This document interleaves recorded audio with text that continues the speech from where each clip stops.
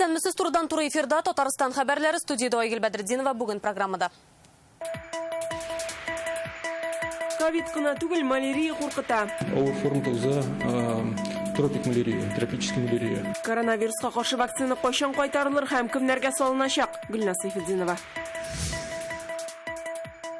Күптән көтелгән фатирлар. 4 ел көттек, 16 елда. Палаткада яшәмәсәк, булмый әле. Питрәч районындагы проблемалы йортлар ниһаять кулланышка тапшырылды. Бу хакта тулырак Илгиз Шәкүров.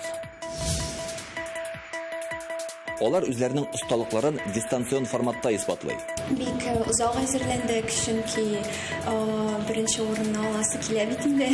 Чемпионатта катнашучылар белән Илдар Сафиуллин аралашып кайтты.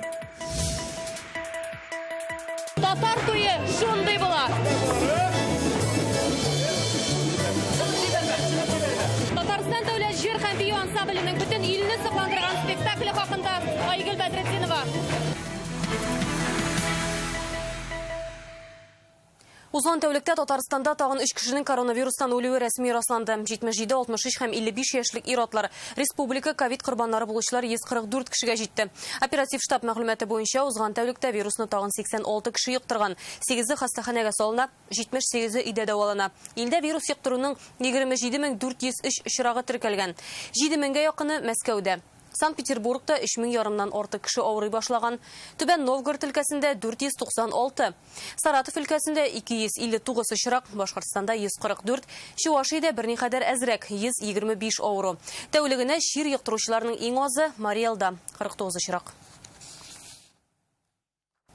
Киләсе атнага Татарстанга Спутник V вакцинасының тәүге 1000-нче дозасы кайтарылачак. Ковидка каршы прививканы беренче чиратта медицина хезмәткәрләренә ясаячаклар. Исемлек ковидлы пациентлар белән эшләүчеләргә бирелә. Бу хакта бүген сәламәтлек саклау министры урынбасары Владимир Жаворонков хәбәр итте. Ковидтан кала әле икенче бер зәхмәт тропик малярия да килеп чыкты. Ул Татарстан өчен куркынычмы? Роспотребнадзор ни ди? Гөлназ Сайфетдинова тулырак.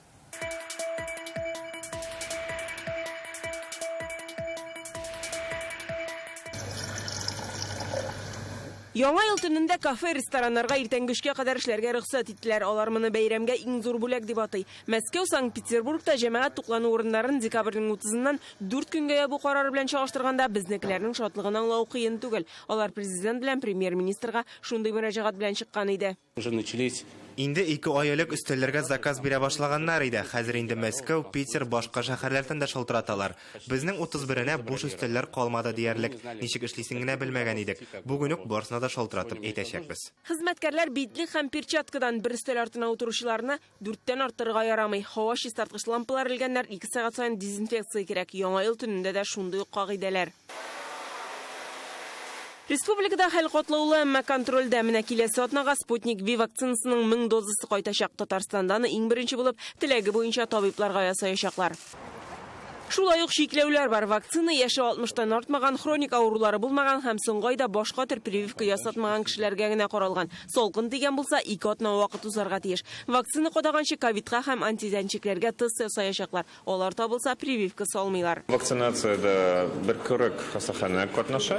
Бүтән медработникларга шу вакцинация теләк буенча була һәм бушлай. Тагын бер куркытканы малярия. Ноябрь ахырында аннан бер Казан кешесе үлде. Ул Занзибарда ял итеп кайткан була. Вирусны да шунда лектергән. Вот эти два завоза малярии. Быел Татарстанга 2 кеше малярия ияртеп кайтты. Бу очраклар башкаларга бернинди куркыныч тудырмый, чөнки ширкиләр ашагына күчә. Хәзер йогышлы авырулар хастаханәсендә Занзибардан кайткан тагын бер кеше дәвалана. Тропикларга барганда ширкиләрдән саклану чараларын күрергә киңәш итәләр. Маляриядан прививка юк. Маляриягә каршы препаратлар бар.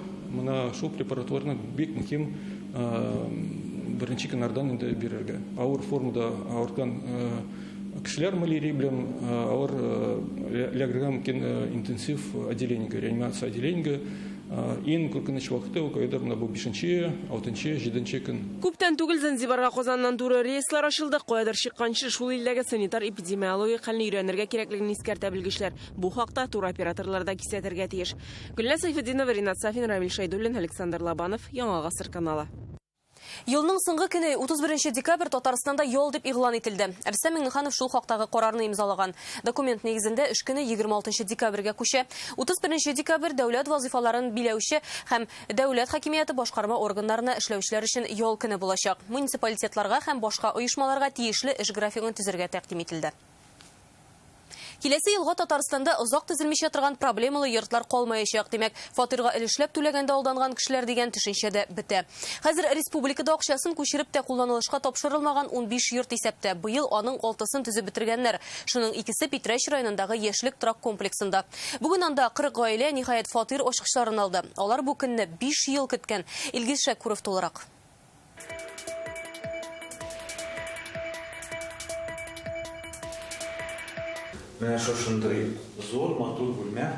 Ленар Сафиуллин бу мизгелләрне 5 ел көтә. Ул бүген яңа фатирлы булган бәхетле кешеләрнең берсе. Моңа кадәр әле тулай торакта, әле туганнарында яшәгән. Хәзер үй туена әзерләнә. Без бу фатирны бик кызык көттек. Эмоциялар уңай. Күчергә яңа елдан соң җыйнабыз. Гөлназ Денисова да яңа елга яңа фатирда керәчәк. Өстәл янында бүген якыннары гына түгел, күршеләре дә. Чөнки бу йортларның төзелеп бетүенә алар бергәләп ирешкән. 4 ел көттек, 16 елда бөтен күршеләрне объединила дип әйтим. Аннары бер-беребезне беләбез. Бүген барлыгы 40 гаилә фатирлы булды. Әлеге 2 йорт яшьлек торак комплексындагы 6 проблемалы йорт арасыннан соңгылары 4 өйне узган ел тапшырганнар. Ул вакытта күптән көтелгән фатир ачкычларын 100дән артык гаилә алган. Яшьлек торак комплексында йортлар 2015 елда ук төзелә башлый. 2 елдан тапшырырга тиеш булалар. Әмма йортны төзүче оешма Стройком бүлгенлеккә төшә. 6 йортта эш туктала. Халыкка үз фатирларын озак таләп итәргә туры килгән. Хәтта төзелеш урынында палаткалы лагерь ясыйлар. Бу хәлне республика җитәкчелеге үз контроленә ала. Төзелешне Бриз компаниясенә тапшыралар. Алар эшне башлаганда йортларның бер генә каты төзелгән була. По обследованию было признано. Тикшерелгәннән соң төзелгән беренче кат та тиешле таләпләргә туры килми булып чыкты. Шуңа да тулысынча сүттек. Техник тикшерү буенча да җитешсезлекләр бар иде. Кемнәндер калганны эшләп бетерү җиңел түгел ул. Йортларны төзү фатир алганда алданучыларга ярдәм итү республика программасы буенча дәвам итә. Әлеге объектларны сафка бастыру өчен торак төзелеш кооперативын булдыралар. Узган ел Рөстәм Миңнеханов проблемалы йортларны төзеп бетерергә алынучы оешмаларга аукционсыз җир кишәрлекләре биреләчәге турында да җиткерде. На данном земельном участке еще, видите, достроились еще дополнительные дома. Бу җир участогында өстәмә йортларда төзелде. Бриз оешмасы шулай ук 13 һәм 14 йортларны кулланылышка тапшырды. Ягъни ул өйләр торак төзелеш кооперативына бирелгән җир участогы хисабына күтәрелде. Бер ел эчендә Татарстанда 6 проблемалы йорт кулланышка тапшырылган. Ә киләсе елга фатир алганда алданучылар республикада бөтенләй бетәр дип көтелә. Бүгенге көндә безнең 15 объект калды. Где-то 2980 дочек бар инде. Без аларны тагын 400-ен бетерәбез быел 20 елда. Калган объектлары 11 объект переходит итә күчәләр 21 елга. Әлеге барлык объектларны төзеп бетерү өчен 9 миллиард сум акча кирәк. Ә якын арада Казандагы МЧС-2 торак комплексында һәм Алабуганың 1000 еллык урамындагы озак төзелгән йортлар кулланышка тапшырылачак. Питрәч районыннан Илгиз Шәкүров, Кадермин Дубаев, Яңа Гасыр каналы. Татарстан профсоюзлары федерациясе рәисе итеп Кабат Елена Кузьмичева сайланды. Ул бу вазифада 2018 елдан бирле эшли. Бүген оешмада уздырылган җыелышта президент Рөстәм Миңнеханов белән Россия бәйсез һөнәр берлекләре федерациясе рәисе Михаил Шмаков катнашты. Хәзер Татарстан профсоюз оешмаларында 800 мең кеше исәпләнә. Ул илдә иң зурларыннан берсе. Мәскәүдән генә калышабыз. Быел Россиядә һөнәр берлекләре хәрәкәте 2-ләтә юбилеен бәйрәм итә. Аңа нигез салынганга 115 ел. В республике сформирован достаточно эффективный механизм защиты прав и интересов работников.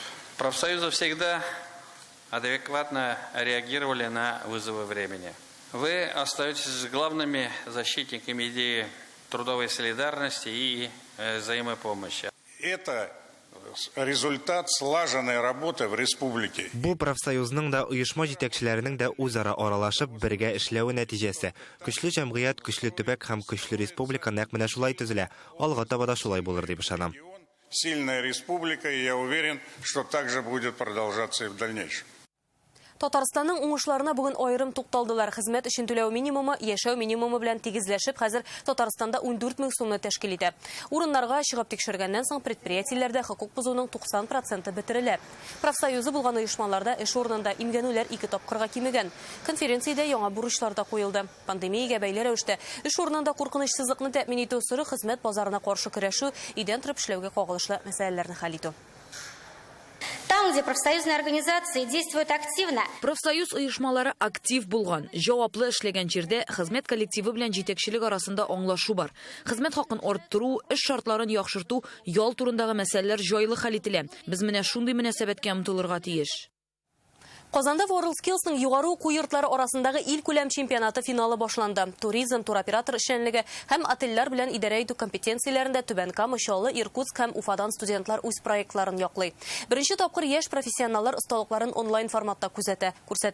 Үз һөнәрләренең барча нечкәлекләрен белүче яшьләр белән Илдар Сафиуллин аралашты. Исәнмесез, мин сезгә ничек булыша алам?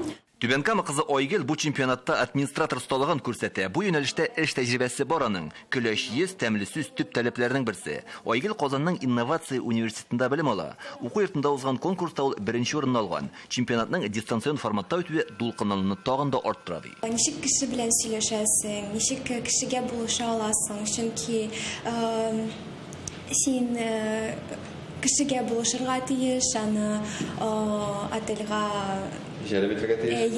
чакырырга, синең осталык булырга тиеш дөрес. Без телевидениедә эшләгәнгә күрә камерага карап сөйләү безнең өчен әллә ни кыенлык тудырмый. Ә менә монда катнашучыларга да безнең һөнәрнең кайбер өлешләрен тиз арада үзләштерергә туры килә, чөнки бөтен дөньяда коронавирус булу белән бәйле нәкъ менә камерлар әлеге ярышның аерылгысыз әсбабы дип әйтергә мөмкин. Ярыш дистанцион форматта үтә, шуңа күрә катнашучыларның язмышы гына түгел, гомумән чемпионатның барышы да нәкъ менә әлеге камерлардан һәм техник чаралардан тора. Аралашу, тәкъдим итү, бәя бирү һәммәсе дә онлайн. Коронавирус төзәтмә кертмәсә, ярыш Мәскәүдә үтәргә тиеш булган. Югары уку йортлары арасында Россия күләмендә узучы чемпионатта 12 төбәктән студентлар катнаша.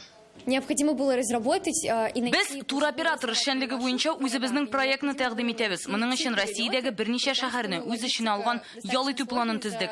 Бу катлаулы бирем, логистиканы, күп мәгълүматны күз уңында тотырга кирәк. Әлеге чемпионатка сентябрь айында әзерләнә башлаганнар. Бүгенге вазгыять белән бәйле рәвештә төп белемнән тыш туризм өлкәсендәге барча яңалыклардан хәбәрдар булу шарт. Операторская деятельность, в чем ее уникальность, то есть это первый год.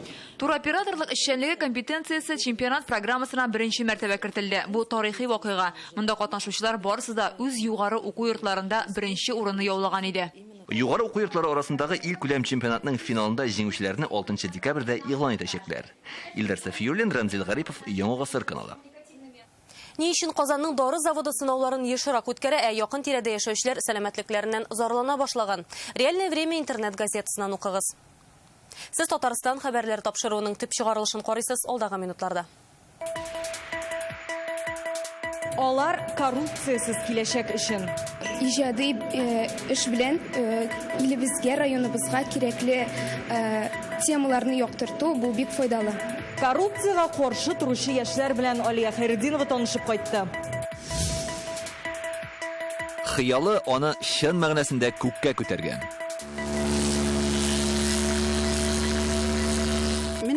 Марсель улым бәләкәй сагыннарык әйберләр эшләргә ярата торган. Вертолет ясаучы Марсель Кутлыбаев турында Илдар Сафиуллин. 2025 елда Казанда узачак судагы спорт төрләре буенча дөнья чемпионатына әзерлек ничек бара. Бүген Татарстан президенты Рөстәм Миңнеханов үткәргән җыелыш шуңа багышланды. Ул видео элемтә форматында уза. Анда Алексей Песошин, Илсур Метшин, Халыкара йөзү федерациясе башкарма директоры Корнель Маркулеско, спорт министры Владимир Леонов катнашты. Җыелышта спорт объектлары әзерлеге, спортчыларны урнаштыру, турнирның куркынычсызлыгы мәсьәләләре турында сөйләштеләр. Исегезгә төшерәбез, финал дөнья чемпионатын Казан 2нче тапкыр кабул итәчәк. Беренчесе 2015 елда булган иде. Бүген Казан ратушасында Дәүләт Совет рәисе Фәрит Мөхәммәтшин республика юристларына бүләкләр тапшырды. Аларның һөнәри бәйрәме. Шершеневич, Державин исемендәге премияләргә һәм ел юристы исеменә 16 кеше лаек булган. Дипломнар һәм мактаулы исемнәргә нотариуслар, хөкемдарлар, профессорлар, адвокатлар, хукук саклау органнары хезмәткәрләре лаек. Фәрит Мөхәммәтшин билгеләп үткәнчә, юристларның дәрәҗәсе югары һәм аларга һәрвакыт ихтыяҗ зур. Мне приятно, благодаря вас за работу, сказать, что в республике, в отличие от многих других субъектов, у нас государственное двуязычие на русском, татарском государственных языках. Эта работа успешно проводится и юридическим сообществом. Люди могут получить такую помощь. Мин бик шат бу награданы мин зак кеттим. Бик зур рахмет минем уңышларым өчен, белгән өчен. Балалар да ришвәтчелек белән көрәшә. Бүген Казан Кремлендә иҗади конкурста җиңүчеләрне бүләкләделәр. Конкурс мәктәп укучылары, һөнәри техникум студентлары арасында оештырыла. Аны Мәгариф министрлыгы белән республика президенты каршындагы ришвәтчелеккә каршы көрәш сәясәте идарәсе уздыра. Быел конкурска 500 эш килгән. 70 бала җиңүче дип табыла. Ришвәтне яшьләр нинди образларда күрә? Алия Хайретдинова. Абыйлар, апалар, сезгә дәшәм. Илмир Гатауллин ришвәтчеләргә багышлап инша язган, ул акча алырга ынтылучы кулларны тасвирлый. Күп кенә информацияны тупларга туры килде. Аны язганда үземнең көндәлегемә мөрәҗәгать иттем дип әйтик. Төрле проблема, хәзерге бүгенге көннең актуаль проблемалары бик мөһим проблемалар дип әйтергә дә була. Коррупция везде, в каждом городе, стране, играет в темную игру, на чьей-то стороне. Никита Неганов 3-нче сыйныфта укый, эшмәкәр булырга хыяллана. Әле балагына шулай да зурларча фикер йөртә. Хыялларны тормышка ашырырга ришвәтчелекнең ничек комачаулавын аңлаткан. Коррупция очень плохо, она разрушает бизнес, работу и жизнь людей. Мирон Майоров Яшел Үзән районы егете, иҗаты өчен балалар язучысы Джанни Радари шигыренә мөрәҗәгать иткән. Аның эше һөнәрләрнең исе нинди дип атала. Үзең намуслы хезмәт итмәсәң, кеше хакы белән генә, дәүләт хакы белән генә бәхетле яшәп булмый. Ул бик куркыныч эш һәм аның ахыры һәр вакыт аяныч тәмамлана. Республикада иң иҗади бәйгеләрнең берсенә быел 487 эш килгән. Ребята вот с их молодым креативом из Егет-кызлар әлеге эшкә үзләренә генә хас булган кызыксыну, креативлык белән алынган. Ришвәтчелеккә каршы көрәш турында шедеврлар ясаучылар бар. Шушыларга яңадан истисе килә, тагын да тормыштан менә мисаллар китергән әйберләр җитеп бетмәй. Мин уйлыйм, 2нче елга безнең укучыларыбыз тагын да активрак катнашыр дип. Караңгы төсләр Джанни Радари иҗаты каһарманнары күпләргә билгеле сеньор помидор, каракуллар һәм калын акча янчыклары. Ришвәтчелекне төрлечә сурәтләгәннәр, кайберләре безгә кичкенәдән үк таныш. Соңрак әлеге эшләрне бөтен республика буйлап таратачаклар. Ришвәтченең чын йөзе нинди икәнен барысы да белеп торсын диләр. Алия Хайретдинова, Данил Филатов, Яңа Гасыр каналы. Википедиягә татарча яз һәм бүләк от. Республикада декабрь уртасыннан минем Татарстан дип исемләнгән халыкара вики-марафон башлана. Конкурсны Татарстан президенты каршындагы татар телен саклау һәм үстерү мәсьәләләре комиссиясе белән Викимедиячылар оештыра. Анда катнашу өчен республика аның кешеләре географик, мәдәни, тарихи урыннары турында татар телендә мәкаләләр юлларга кирәк. Төп шарт алар моңа кадәр интернет-энциклопедиядә тасвирланмаган булырга тиеш. Марафонда татар Википедиясендә теркәлгән һәркем катнаша ала. Орфографик хаталар өчен борчылырга кирәкми, аларны мөхәррирләр төзәтәчәк. 4 яки аннан күбрәк мәкалә язганнарны бүләкләр дә көтә. Приз фонды 200 мең сум. Марафонга нәтиҗә гыйнвар ахырында ясалачак. Максаты Татарстан турында күбрәк мәгълүмат туплансын, бөтен дөнья укый торган җиргә керсен. Һәм дә икенчесе татарча язучыларны татарча Википедия белән кулланырга һәм кулланырга гына түгел, анда язырга да өйрәтү. Татар туе шундый була. Татарстан дәүләт җыр һәм бию ансамбле бөтен ил халкын сыкландырган тамаша тәкъдим итте. Ул 19-нчы гасыр ахыры 20-нче гасыр башы Казан һәм Себер татарларының фольклор-этнография материалларына нигезләнгән. Туй спектаклен Мәскәү, Владимир, Чебоксарда караганнар инде. Хәзер премьерасы Казанда көтелә. Татарның тарихи мирасын чагылдырган спектакльнең генераль репетициясеннән алдагы репортаж.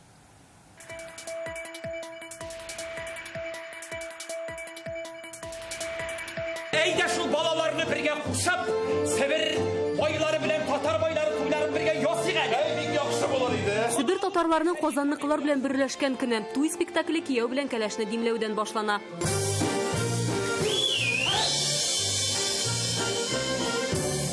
Бүләк җыю, ярминкә, бирне әзерләү нәкъ 20-нче гасыр башындагыча еласын җиренә җиткереп җыр бию уен, фольклор үрнәкләре аша күрсәтәләр. Менә булар инде. Акчалар. Хәзер шуларны туздырга барабыз. Ярты ел репетицияләр 80 катнашучы, һәрбер артистка 60-70 меңлек 300 костюм, чын байлар туе. Әлбәттә, ул тамадасыз узмаган, тик ул чакта исеме Әйдаман булгандыр ди ролен башкаручы артист. Махсус ясалган безнең сәхнәдә эшләр өчен улар җиңел генә үзләре 19 гасырның җыр биюләре белән бергә аларның күрсәтә булган әйберләрен дә күрсәтергә тырыштык. Чигүле мендәр, сандык, самавар өстәлдә генә түгел, хәтта баш очында да шул рәвешле кәләш йортында чәй эчү юласын күрсәтәләр.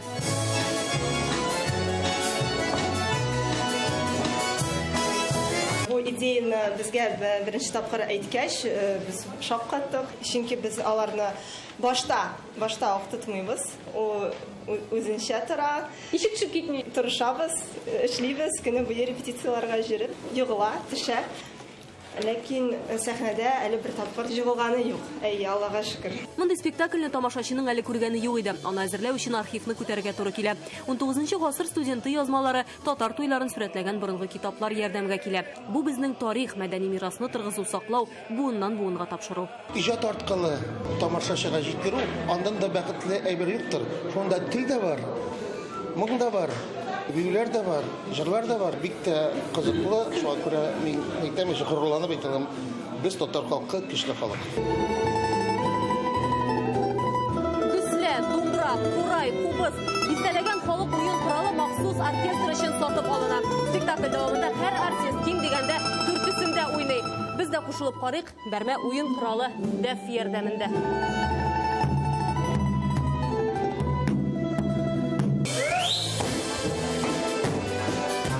Спектакльне Мәскәү, Владимир Ешкарала Чабаксарда күрсәткәннәр инде. Җырладылар да, йыладылар да, торып биючеләр дә булды ди сәхнәгә куючы. 9-10 декабрь көнне Казан тамашачысы спектакльне Камал театры сәхнәсеннән карый алачак. Аннан соң кабат Россия шәһәрләре буйлап гастрольләр көтелә. Айгөл Бәдретдинова, Вадим Илларионов, Яңа гасыр каналы. Казанның яңа зоопаркына ак арысланнар алып кайттылар. Крикс белән Каспер бер туганнар. 2014 елда Кырым Республикасының Тайган паркында дөньяга килгәннәр. Моңа кадәр циркта чыгыш ясыйлар. Зоопарк җитәкчелеге ак арысланнарны шуннан сатып алган. Крикс белән Каспер яңа урынга ияләшәме? Аларга нинди шартлар булдырганнар? Җанварларны иң беренчеләрдән булып хәбәрчеләрбез күреп кайтты. Крикс, Каспер, Крикс, иди сюда, малыш. Ак арысланнар циркта тамашачы игътибарына ияләшкән булса да, кешене күргәч вольерларыннан бик чыкмыйлар. Берсенең кәефе юк икән, икенчесе дә моңсу. Алар бер-берсеннән башка яши дә алмый ди белгечләр. Ике туган абый, аларның авырлыклары 230 килограммга якынлаша. Көненә 6-7 килограмм ит ашатабыз аларга.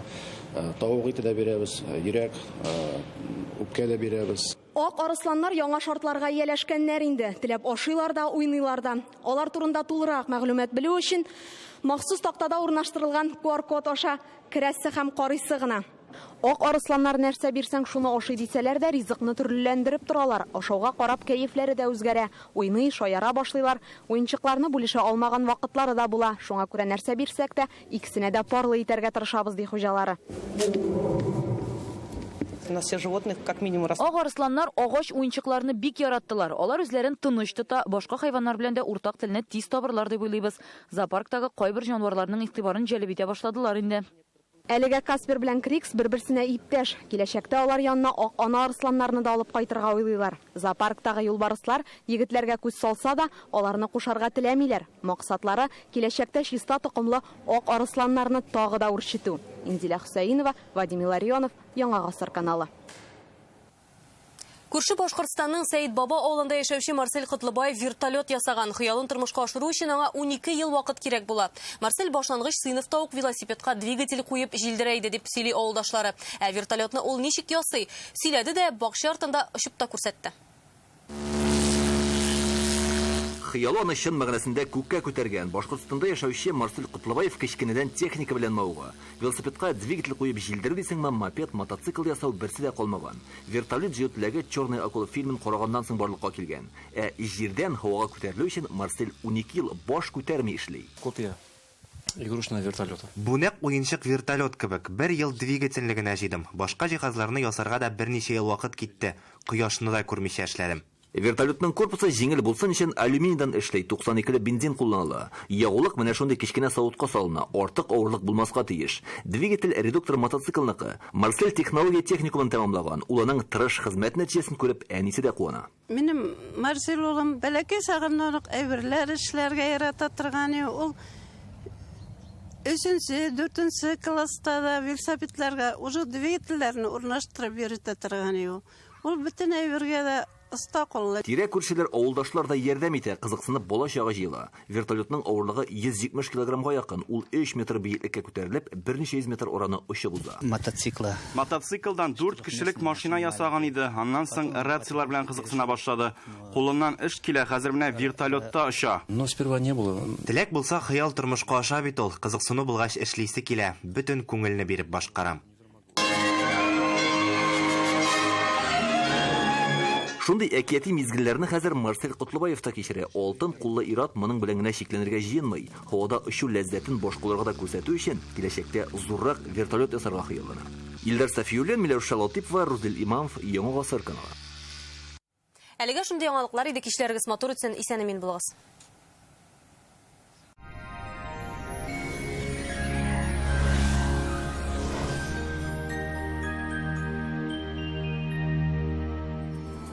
Исәнмесез, эфирда һава торышы чыгарылышым. Сезне гәнәшнең мәгълүматыннан башлыйбыз.